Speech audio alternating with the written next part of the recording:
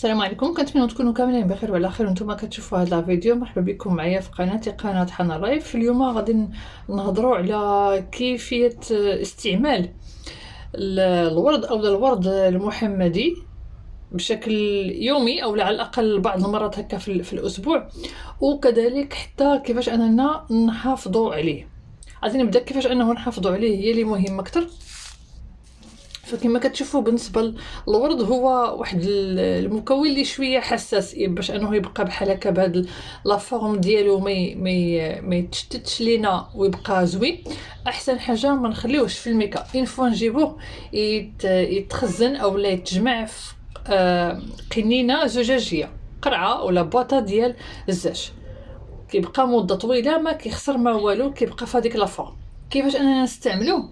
كاين يا اما نديرو به مشروب ساخن، يا اما هو بوحدو، يا اما نجمعوه مع اعشاب وحدين اخرين اللي حنايا كنبغيو، بحال الكمون الصوفي، ازير، الزعتره، اي حاجه اللي حنايا كنرتاحوا فيها، او لا نستعملوها في التزيين ديال بعض الاطباق خصوصا الحلويات المغربيه.